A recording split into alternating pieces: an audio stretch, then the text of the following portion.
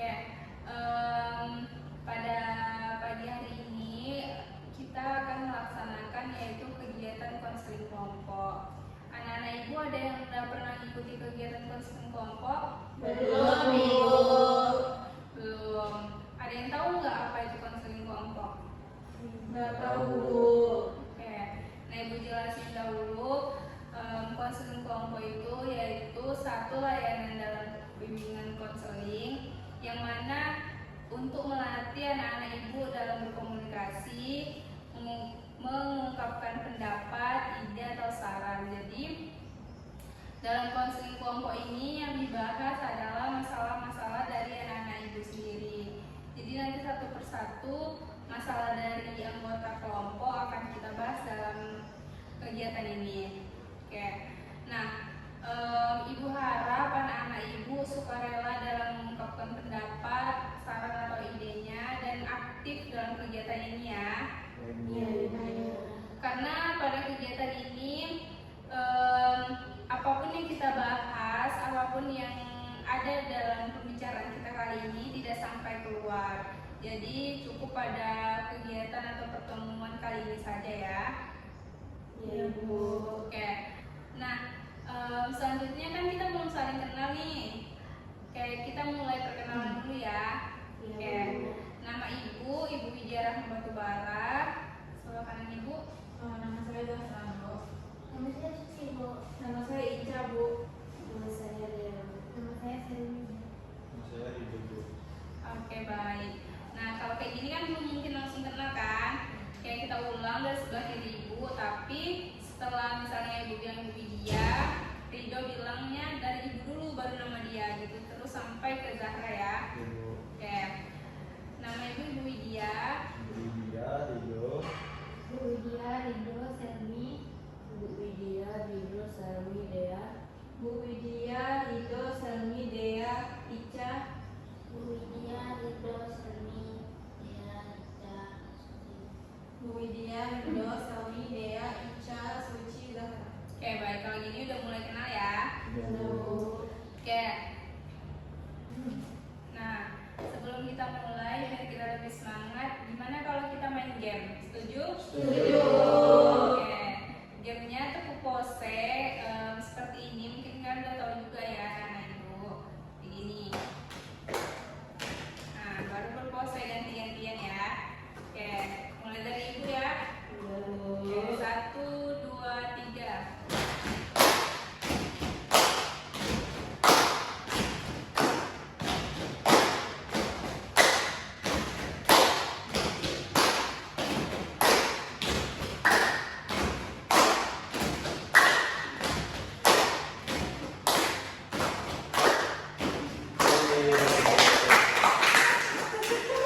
Lanjut, kita mulai pembahasan tentang masalah yang pernah dialami oleh anggota kelompok. Nah, di sini kan ibu sebagai pimpinan kelompok dan anak-anak ibu sebagai anggota kelompok. Jadi nanti anak-anak ibu bilang satu persatu masalah apa yang pernah dialami ya. Iya, Bu. Oke, dari Zahra, Mungkin boleh, Bu. Uli, Suci, Trauma, Ibu. Roma, ya, Insecure, Bu. kami, Bully, Bu. Tujuan Oke, nah dari semua nih yang anak ibu bilang, kira-kira kita mau bahas yang mana dulu nih? Ada yang mau duluan masalahnya dibahas? Ibu, mungkin trauma Ibu katakan kalau hari itu kalau saya dulu diinfokan itu terapi. Oke, baik, berarti masalah Ica dulu ya. Ica bersedia? Sedia, Ibu. Oke, boleh Ica ceritakan gimana trauma Ica? Iya, Ibu. Saya itu trauma dengan suara-suara yang keras gitu, Bu. Apalagi kalau dengan suara orang yang bicara itu pakai nada tinggi, Bu. Jadi saya dulu di rumah itu keseringan dengar kakak-kakak saya, abang-abang saya itu berkelahi, Bu. Jadi kan mereka berkelahi, terus suara itu tinggi, nadanya itu tinggi-tinggi, Bu. Terus karena itu saya jadi takut, Bu. Terus karena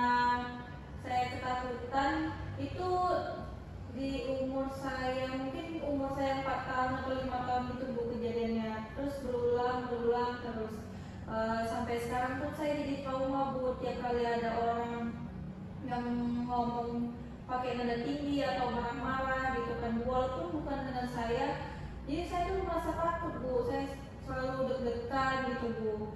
Terus kadang kalau misalnya di rumah pun lagi berkelahi kan Bu, saya tuh refleks kayak mukul-mukul kepala saya gitu loh Bu, biar ya itulah kayak apa ya Bu, tameng saya Bu, biar saya tuh nggak mendengarnya lagi, nggak ingat lagi, nggak trauma lagi gitu Bu. Oke. Nah dari yang Ica jelasin, ada nggak teman-teman atau anak-anak ibu lain yang ingin menanggapi? Oke Zara.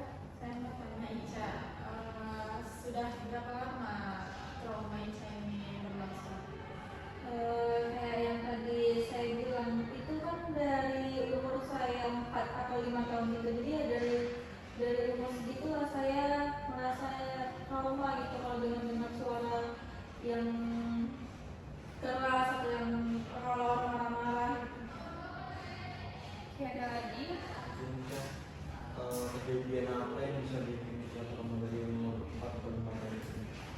Kejadiannya waktu itu tuh abang saya itu minta uang ke nenek saya, terus nggak dikasih kan sama nenek saya, jadi abang saya itu kayak marah-marah ke nenek saya gitu, terus dibantingnya kursi sampai itu kan dulu masih kayak kursi-kursi kayu gitu, jadi kursi itu sampai patah. Jadi tuh kejadiannya tuh di depan mata saya itu, jadi karena itu tuh ingat-ingat terus sama saya sampai sekarang. Ada lagi? Ya, Suci. Jadi apa yang Ica rasakan ketika lagi terjadi?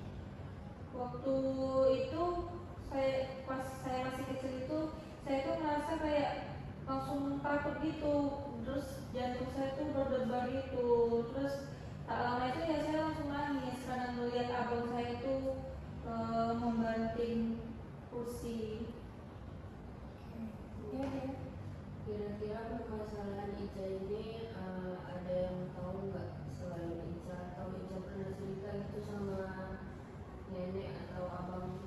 Nggak pernah cerita sih, cuman kadang tiap kali ada yang kelahi di rumah kan, kan itu saya langsung masuk ke kamar terus langsung kayak mukul-mukul kepala saya gitu. Jadi kemarin itu sempat ketahuan gitu sama kakak saya yang pertama, tuh dia langsung kayak meluk saya gitu biar saya tuh nggak ngelakuin hal yang kayak gitu lagi.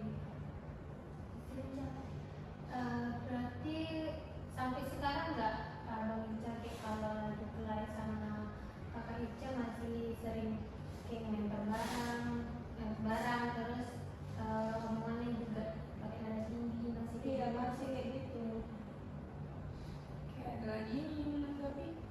Ya, ya. Kira-kira Ica pernah nggak bertanya sama abang Ica kenapa abang Ica itu kayak gitu, atau emang bawaan? Mungkin karena orang tua saya, ayah saya sih, dia kan memang orangnya keras, jadi mungkin nurun ke anaknya jadi keras juga. Jadi kalau apa-apa ngomong tuh nggak bisa, bukan nggak bisa sih ya, nggak bisa lah secara baik-baik gitu. Oke. Ada lagi yang ingin bertanya kepada Ica? Mungkin saya Iya. kan orang tua Ica nggak tahu kan, apa yang dilakukan oleh orang tua Ica setelah tahu anaknya seperti ini? Orang tua saya itu nggak tahu sih, cuman kakak saya yang tahu. Apa yang dilakukan kakak Ica? Ya yang dilakukan kakak saya itu ya kayak gitu, kalau misalnya saya ngelakuin kayak mukul kepala saya atau badan saya gitu, dia cuma kayak meluk saya terus tenangkan saya gitu, habis itu udah kayak gitu aja. Ya, Ci. Jadi kakak Ica itu tak ada bilang sama orang tua bahwa Ica mengalami trauma akibat perkara antara abang. Nggak ada sih, karena tipikal keluarga saya itu tipikal yang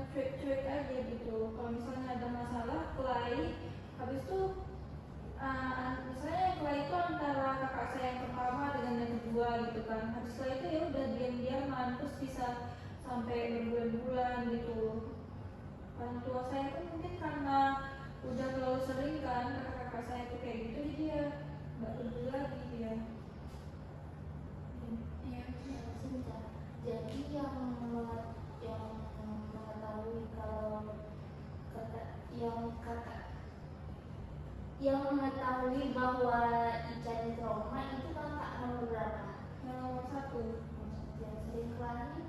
yang sering kelahi semuanya. Jadi di situ kakak Ica tahu bahwa Ica trauma, tapi kakak Ica sering berkelahi.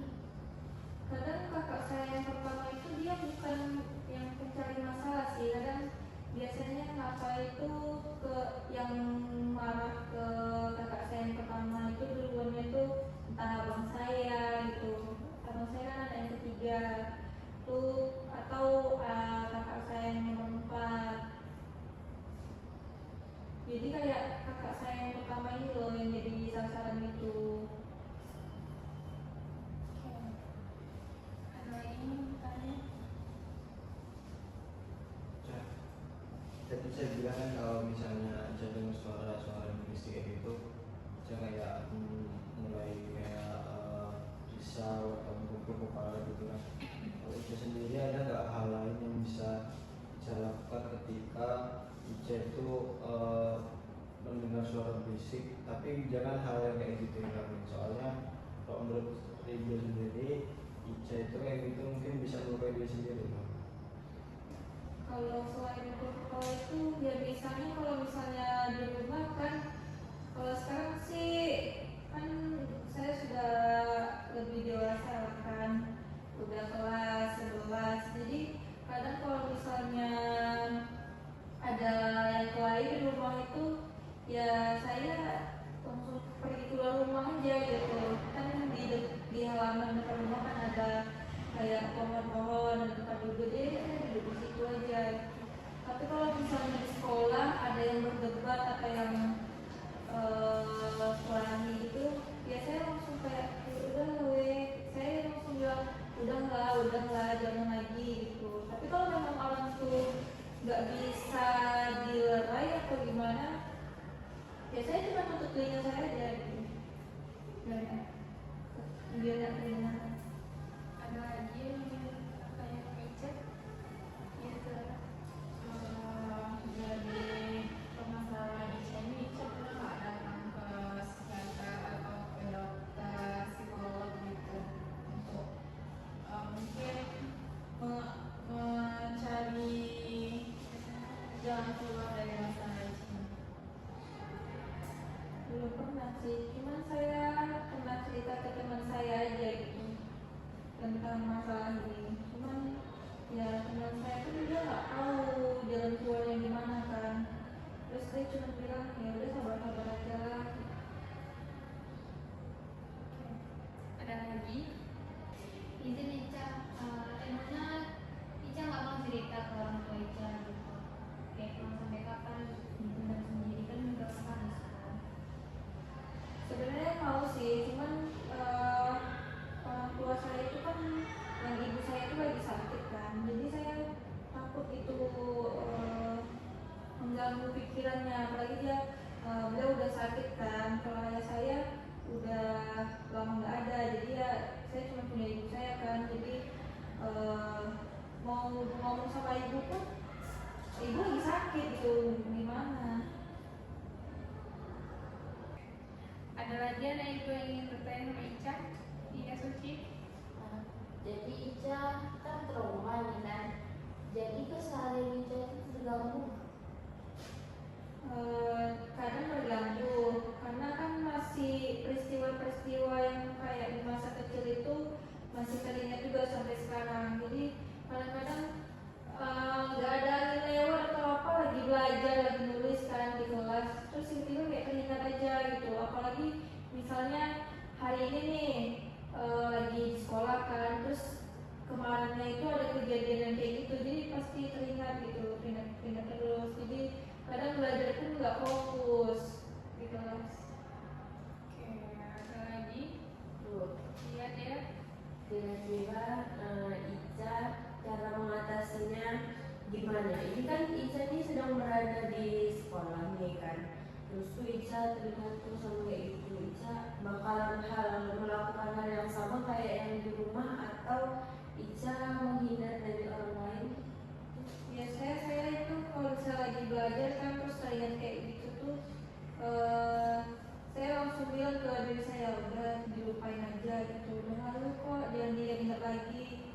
fokus gitu.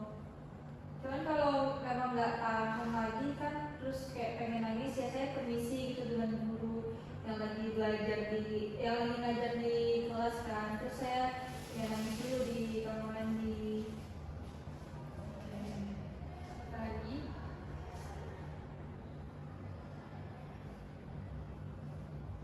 Kalau di sekolah gitu enggak sih. Kalau pas belajarnya kami terlihat tiba-tiba langsung pergi kamar mandi gitu.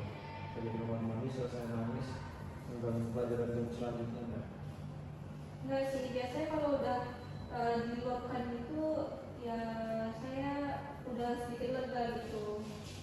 Cuman kadang terlihat juga sih sedikit, cuman kayak ya udah gitu, ya udah lupakan aja, selalu bilang kayak gitu sih. Bisa ditahan gitu ya. ya Ci. Jadi kan misalkan kalau di sekolah kan saya ingat itu nangis polisi kan. Nah ketika Ica balik lagi ke kelas, adakah seorang guru yang melihat Ica pada polisi? Menangis. Enggak sih, kayaknya selama ini guru-guru itu enggak ada yang sih. Cuman teman saya ada sih beberapa yang nanya, kenapa kok cemberut gitu, kok murung. Cuma saya bilang, nggak apa gitu. Ada lagi Saya Bu, ya. kira-kira Ica ada nggak berniatan kayak kan Ica ini nggak mau nih cerita sama orang tua, bukan nggak mau sih, kayak lebih nggak mau membebankan pikiran orang tua. Ica ada nggak mau cerita gitu ke guru BK atau ke mana gitu? Kemarin sempat mau cerita ke guru BK kan, tapi ibu itu lagi sibuk, jadi saya nggak sempat. Terus saya pernah datangi ibu itu pas sore, pas udah pulang sekolah kan, tapi ibu tuh udah belum mau pulang, jadi ya dia lagi. Lagi Saya ingin saran ke Isamu yang habis ini mulai bisa datang ke guru BK atau kemana juga ke psikolog. Kalau masalah Ica ini nggak boleh dilarut-larutin, harus ditangani secepatnya gitu. Nanti takutnya bermasalah ke pikiran dan ke masa depan Ica gitu. karena ibu mau menanggapi juga nih dari yang permasalahan Ica sama yang udah ditanyain atau ditanggapi sama teman-teman dan saran juga dari Zahra. Ada baiknya emang Ica karena Ica masih di bawah umur, belum legal, maksudnya masih di bawah tanggung jawab orang tua Ica. Ada baiknya Ica mau menggugah ke ibu Ica. Walaupun ya emang ibu Ica sedang sakit atau Ica bicarain baik-baik sama kakak-kakak Ica.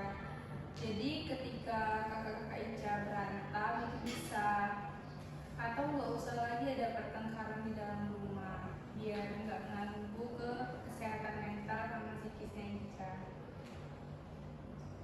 Oke, nah sekarang Ica nih, dari Ica udah ungkapin masalah Ica, tanggapan dan pertanyaan dari teman-teman dan dari ibu juga.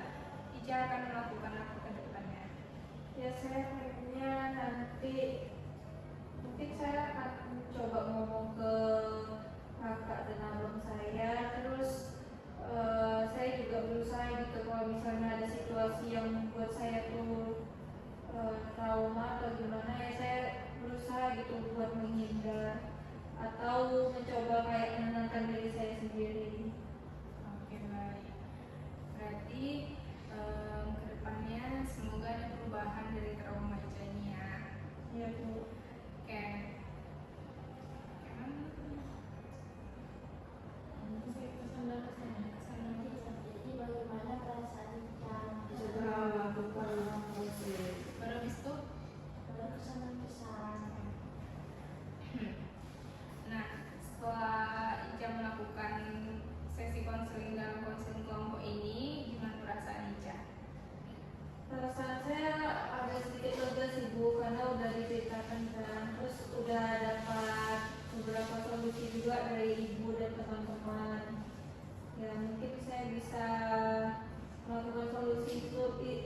melakukan solusi itulah ke depannya.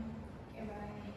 Nah, untuk anak-anak ibu semua nih, menurut anak-anak ibu, apa kesan dan pesan dalam mengikuti konseling kelompok kali ini? Mulai dari sebelah kiri dulu ya. Dulu.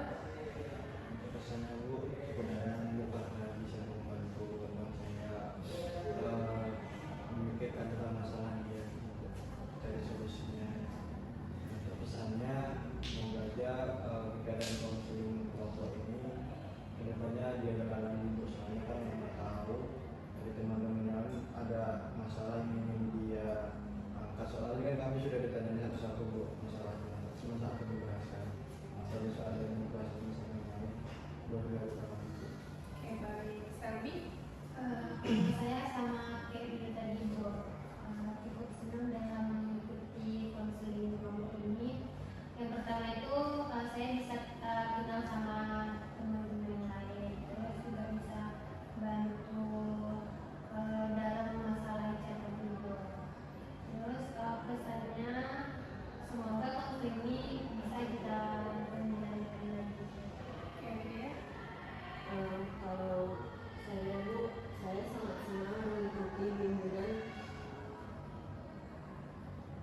Kalau saya Bu, saya sangat senang mengikuti konseling kelompok ini karena kita juga dapat membantu atau memberikan solusi dari permasalahan-permasalahan teman-teman kita tadi Bu, seperti permasalahan Ica Bu.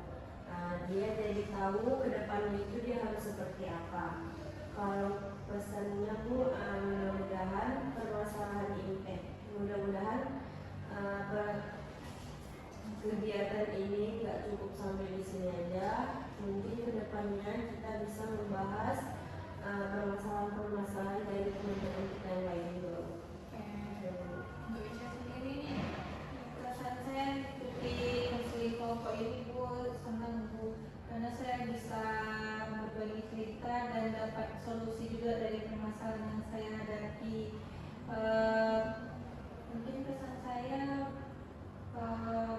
kegiatan seperti ini bisa dilakukan lagi Bu, dan membahas permasalahan teman-teman yang lain, mana tahu mereka juga belum bisa mengatasi permasalahan mereka. oke. Untuk Uci?